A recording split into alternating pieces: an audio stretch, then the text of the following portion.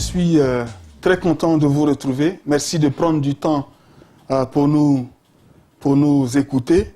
Je voudrais partager avec vous aujourd'hui un sujet très intéressant que j'intitule « Le christianisme authentique ». La Bible dit dans le livre d'Apocalypse au chapitre 3, la Bible dit ceci: « Écrit à l'ange de l'église de Sardes.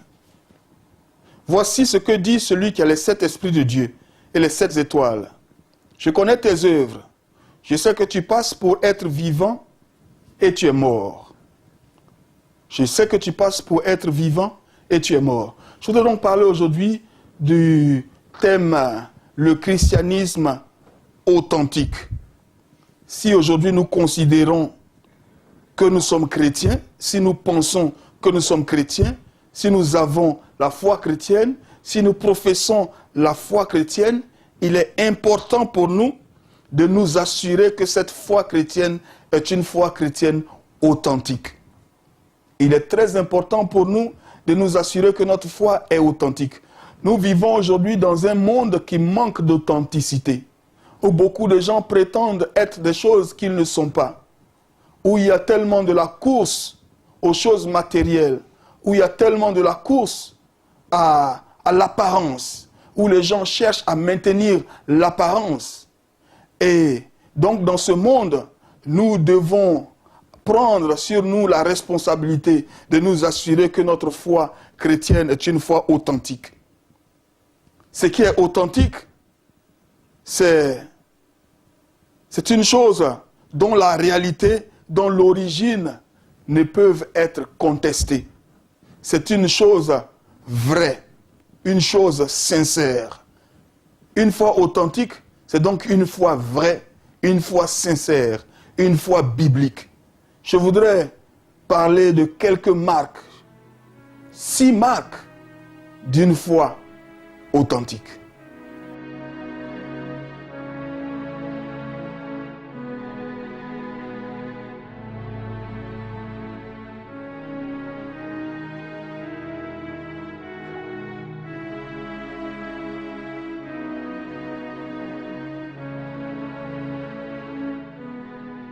Comment t'assurer que ta foi est une foi authentique? Comment t'assurer que ta foi est une foi authentique? La première chose que je suggère est la suivante. Il faut prendre sa foi chrétienne très au sérieux. Il ne faut pas être complaisant avec sa foi. Il ne faut pas compromettre sa foi. Il ne faut pas prendre sa foi chrétienne à la légère. Bien-aimé, chasse de ta tête l'idée que tout va bien simplement parce que tous les dimanches tu es à l'église. Dieu n'a pas donné son Fils unique afin que tu changes simplement le programme de tes activités le dimanche. Il est important que tu puisses aller en profondeur, que tu puisses prendre ta foi chrétienne réellement au sérieux, te poser des questions profondes, te poser des questions qui aillent en profondeur, t'examiner, examiner tes motivations, examiner tes pensées, examiner tes actions, examiner tes choix, tes décisions. Il est important pour toi de te demander pourquoi je fais ce que je fais. Il est important pour toi de te demander quelle place ma foi chrétienne occupe-t-elle dans mon cœur. Il est important pour toi de pouvoir examiner les motivations profondes de ton cœur. Tu ne dois pas prendre ta foi chrétienne à la légère. Beaucoup de chrétiens prennent leur foi chrétienne à la légère. Beaucoup de chrétiens sont prêts à compromettre leur foi chrétienne. Beaucoup de chrétiens prennent des décisions, des choix qui ne reflètent pas réellement leur foi chrétienne. Où est la place de ta foi chrétienne dans ton cœur? Eh bien, ta foi chrétienne est dans ton cœur si elle influence chacune de tes décisions, et même les décisions les plus importantes. Dans ma petite expérience dans le ministère, j'ai vu beaucoup de chrétiens qui, quand ils sont confrontés à des situations difficiles, eh bien, leurs ressources ne sont pas dans leur foi, mais leurs ressources sont soit dans leur tradition, dans leurs coutumes, dans leur mode de vie, mais pas dans la parole de Dieu. Il ne faut pas être complaisant avec sa foi. Il faut prendre sa foi chrétienne très au sérieux.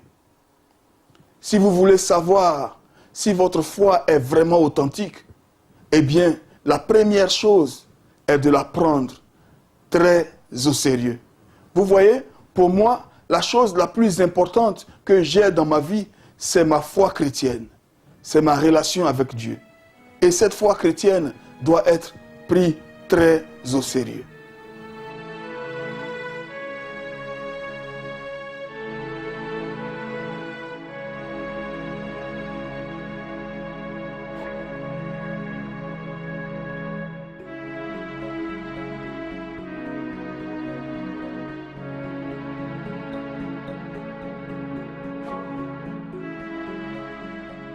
La deuxième marque importante de la foi authentique, c'est la place que cette foi occupe dans le cœur. La place que cette foi occupe dans le cœur. Si nous voulons savoir si notre foi est authentique, eh bien, posons-nous simplement et honnêtement cette question. Quelle est la place que ma foi occupe? Pas aux yeux des gens, pas aux yeux du pasteur, pas aux yeux des frères, pas aux yeux des sœurs, mais quelle est la place que cette foi occupe dans mon cœur? Dans nos cœurs, il y a une grande compétition. Et il y a beaucoup de choses qui veulent s'accaparer l'attention totale de notre cœur. Mais nous devons savoir quelle place notre foi occupe dans nos cœurs, dans notre cœur personnellement. Je vais lire un passage dans le livre des Actes des Apôtres, au chapitre 8, verset 21. Ici, la Bible dit, « Il n'y a pour toi ni part, ni lot dans cette affaire, car ton cœur n'est pas droit devant Dieu. » Ici, il s'agit d'un certain magicien appelé Simon, qui, à la prédication des apôtres, avait répondu à l'appel de l'évangile. Mais quand il a vu la puissance de Dieu se manifester à travers les apôtres, il leur a demandé, eh bien, est-ce que je peux vous proposer une somme d'argent pour recevoir cette puissance? Et Pierre lui a répondu, ton cœur n'est pas droit devant Dieu.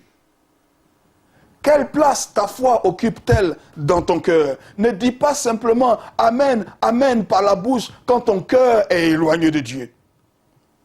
Bien-aimés, laissez-moi vous partager cette expérience. Il est possible d'être touché par la parole de Dieu. Il est possible d'être touché par ce qu'on appelle le ministère de la parole. Il est possible de fondre en larmes. Il est possible de se rouler par terre dans des expériences charismatiques que nous voyons dans les églises. Il est possible d'avoir tout cela et d'être mort à Dieu. Quelle place ta foi occupe-t-elle dans ton cœur? Si ton christianisme est réellement authentique et t'a été donné par le Saint-Esprit, il doit être planté dans ton cœur. Il doit prendre les commandes. Il doit diriger tes affections. Il doit diriger ta volonté. Il doit influencer tes choix. Il doit être planté dans ton cœur. Il doit être dans ton cœur au-dessus de toute chose.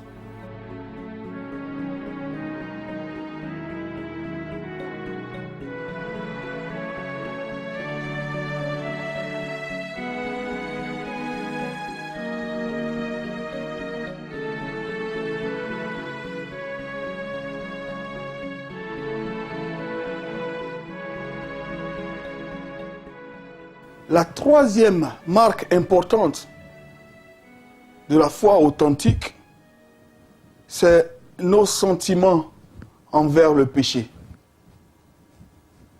Le sentiment que tu as envers le péché détermine l'authenticité de ta foi.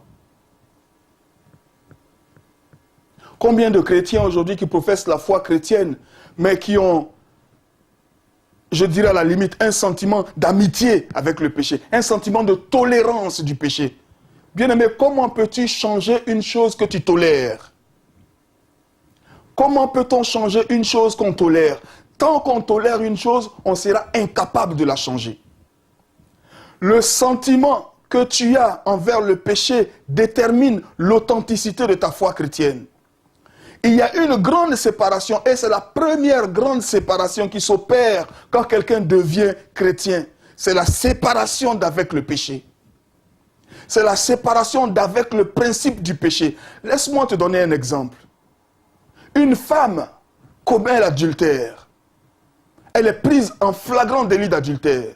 Mais elle revient repentante à son mari.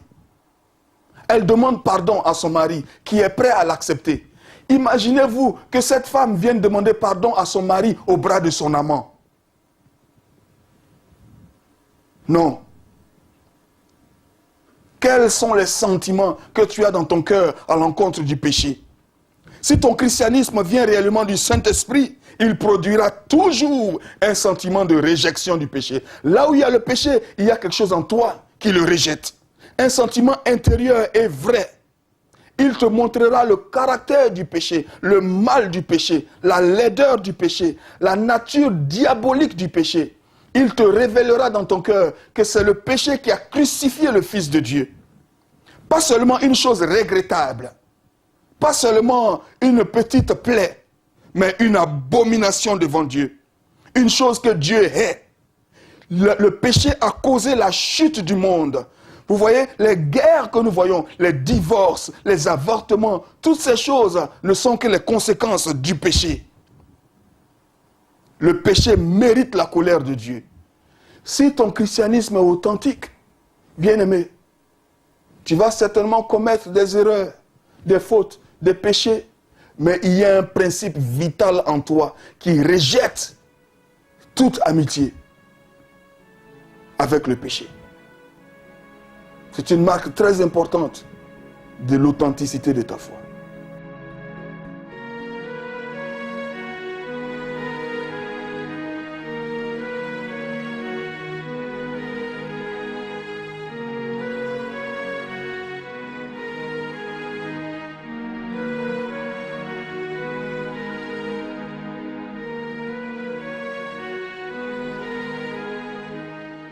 Une quatrième marque de l'authenticité de la foi chrétienne, eh bien, c'est les sentiments que nous avons envers le Christ. Nos sentiments en tant que chrétiens envers le Christ. Le Christ est le centre de la foi chrétienne. Sans Jésus-Christ, il n'y a pas de foi chrétienne. Le Christ ne cherchait pas à plaire aux hommes. Il a dit lui-même de sa bouche qu'il est le chemin, il est la vérité et il est la vie. Aucun homme ne vient à Dieu sans passer par le Christ. Il n'y a aucun autre chemin qui mène à Dieu sans Jésus-Christ. Il y a une dame à l'église à qui je demandais une fois par curiosité. Quelquefois, je pose des questions à des gens par curiosité. Je lui ai demandé, que penses-tu du salut des musulmans? Elle me dit, mais je pense que s'ils sont bons et s'ils sont gentils et s'ils ne font pas de choses mauvaises, de toutes les façons, ils croient quand même en Dieu. Et mais Dieu pourra les sauver. Je lui ai dit, ma sœur, il a été donné un seul nom par lequel nous pouvons être sauvés. Et c'est le nom de Jésus-Christ. Alors si Jésus-Christ occupe une place si fébrile dans ton cœur, quelle est l'authenticité de ta foi chrétienne? Vous voyez, la religion nominale peut croire qu'un homme a existé sur la terre dont le nom était Jésus, qu'il était bien, qu'il était un bon enseignant, qu'il était un homme gentil, qu'il était un homme sage, qu'il était un homme très bien. Et la plupart des religions ne nient pas les enseignements de Jésus. La plupart des religions du monde s'accordent pour dire que Jésus était un homme qui enseignait très bien, un homme sage. Mais le chrétien authentique se glorifie de la croix de Jésus. Le chrétien authentique se glorifie dans le Christ et dans le Christ seul. Pour le chrétien authentique, Jésus est le Christ, le Fils du Dieu vivant. Pour le chrétien authentique, Jésus est le Sauveur. Pour le chrétien authentique, Jésus est celui-là même sans lequel il n'y a aucun espoir. Pour le chrétien authentique, Golgotha est une joie. Pour le chrétien authentique, toute sa confiance, toute son espérance est en Christ et en Christ seul.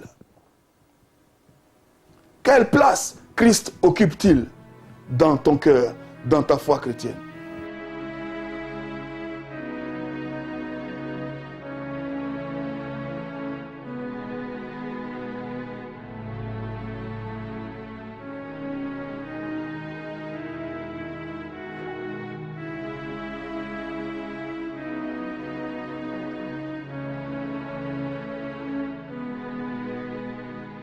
La cinquième marque de la foi authentique, eh bien, c'est le fruit que porte cette foi. Quel fruit ta foi produit-elle? Quel fruit ta religion produit-elle? Laisse-moi lire un passage dans le livre de Galates, au chapitre 5 et au verset 22. La Bible dit ceci: mais le fruit de l'esprit, c'est l'amour, la joie, la paix, la patience, la bonté, la bénignité, la fidélité, la douceur, la tempérance. J'aime bien l'expression « le fruit de l'esprit ». Le fruit de l'esprit, c'est-à-dire le produit de l'esprit, ce qui sort de l'esprit. Si l'Esprit de Dieu est en toi, si tu es enfant de Dieu et que l'Esprit de Dieu est en toi, cet esprit alors doit produire un certain fruit. Jésus a dit, on les reconnaîtra à leurs fruits. Et l'authenticité de ta foi chrétienne peut se déterminer par le fruit qu'elle produit. Oh, combien de chrétiens n'avons-nous pas vus qui ont une attitude totalement non chrétienne, qui manquent de patience, qui manquent de paix, qui manquent de bonté, qui n'ont aucun fruit. Mais nous avons tous la responsabilité de nous arrêter et de nous demander quels sont les fruits que ma foi est en train de porter. Nous devons voir les fruits du Saint-Esprit dans nos vies. Nous devons voir les fruits du Saint-Esprit dans nos vies. Les niveaux de fruits peuvent varier, mais nous devons voir dans nos vies les fruits du Saint-Esprit. Nous devons rechercher le fruit de notre foi. Notre foi doit pouvoir porter du fruit. Bien-aimé, y a-t-il quelqu'un avec qui tu ne t'entends pas? Y a-t-il quelqu'un qui t'a offensé? Eh bien, laisse sortir de toi le fruit de l'Esprit de Dieu. Pardonne. Pardonne. Et le Seigneur me met à cœur de te le dire. Pardonne.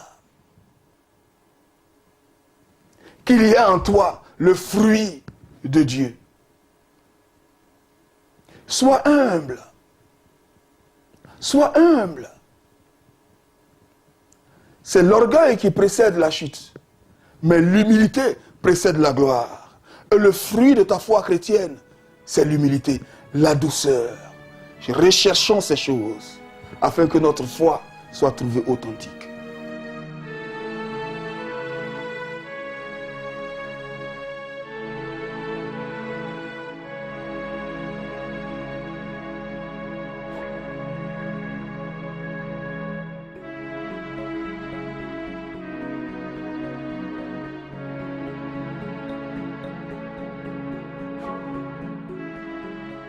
La sixième marque et la dernière marque de l'authenticité de la foi chrétienne dont je voudrais parler aujourd'hui, eh bien, c'est les sentiments que nous avons envers les choses de Dieu. Les sentiments que nous avons envers les choses de Dieu. Il y a beaucoup de gens qui se disent chrétiens, mais qui négligent les choses de Dieu, qui n'ont aucune considération pour les choses de Dieu, qui confondent le sacré et le profane, qui n'ont aucune limite, qui n'ont aucun respect pour les choses de Dieu. Bien-aimé, la valeur que tu accordes à la chose de Dieu, à tout ce qui regarde le royaume, à tout ce qui est de Dieu, détermine le respect, la considération que tu as pour Dieu dans ton cœur et l'authenticité de ta foi. Quand l'arche a fait son entrée dans Jérusalem, David s'est oublié. Il s'est mis à danser au point de perdre son vêtement. Il aime Dieu et il respecte, il aime les choses de Dieu. Quelle est ton attitude envers le culte du dimanche? Es-tu de ceux-là qui traînent les pas et qui viennent 1 heure, 2 heures de retard? Quelle est ton attitude envers les réunions de semaine? Assistes-tu régulièrement aux réunions de semaine? Accordes-tu de l'importance aux réunions de semaine? Quelle est ton attitude envers la communion fraternelle? Ton attitude, tes sentiments envers les choses de Dieu déterminent l'authenticité de ta foi. Tes sentiments envers les choses de Dieu, aussi bien en public qu'en privé. Parce qu'on ne peut pas être en public ce qu'on n'est pas en privé. Eh bien, tes sentiments envers les choses de Dieu déterminent l'authenticité de ta foi. La foi qui est en toi est-elle une vraie foi? Eh bien, regarde les sentiments que tu as envers les choses de Dieu. Est-ce que tu aimes les choses de Dieu? Est-ce que tu aimes la lecture personnelle de la parole de Dieu? Est-ce que tu aimes la prière? Est-ce que tu aimes les temps de communion avec Dieu? Est-ce que tu aimes les temps de louange? Est-ce que tu aimes les temps d'adoration? Il y a des gens qui se disent chrétiens mais qui s'ennuient à l'église, qui attendent que le culte finisse rapidement afin qu'ils aillent vaquer à leurs occupations. Leur foi n'est pas sincère. Leur foi n'est pas sincère. Une foi sincère aime la présence de Dieu. Oh, une foi sincère se réjouit de la parole de Dieu. Une foi sincère se réjouit des temps de prière. Regardez, et je suis sûr que vous verrez le même constat que moi. Combien d'entre nous viennent dans les réunions hebdomadaires de prière? Et alors, nous sommes les premiers à dire Amen, Alléluia. Mais quelle considération donnons-nous dans notre cœur, dans nos cœurs, aux choses de Dieu? La valeur que tu donnes dans ton cœur aux choses de Dieu détermine l'authenticité de ta foi.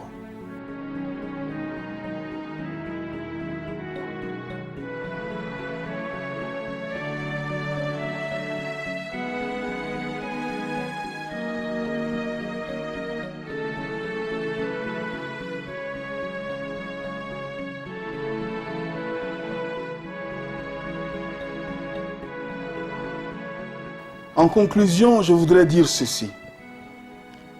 La Bible nous dit dans le livre de Philippiens au chapitre 2, verset 12, « Ainsi, mes bien-aimés, comme vous avez toujours obéi, travaillez à votre salut avec crainte et tremblement, non seulement comme en ma présence, mais bien plus encore, maintenant que je suis absent. » Paul ici écrit aux Philippiens, et il leur dit, travaillez à votre salut avec crainte et tremblement. Prenons au sérieux notre relation avec Dieu. Prenons au sérieux notre foi chrétienne. Travaillons à notre salut avec crainte et tremblement.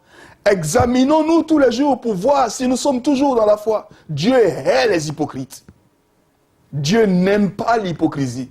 Dieu préfère le pécheur, que ton péché soit aussi rouge que le cramoisi. Si tu es repentant, Dieu peut te rendre plus blanc que la neige. Aucun péché n'est trop dur, n'est trop profond, n'est trop grave pour une seule goutte de sang de Jésus-Christ. Mais Dieu n'aime pas les hypocrites. Les seules personnes avec lesquelles Jésus était tout le temps en conflit, ce n'étaient pas les prostituées, ce n'étaient pas les publicains, mais c'était les leaders religieux de son temps. Pourquoi? Parce qu'ils étaient des hypocrites. Alléluia.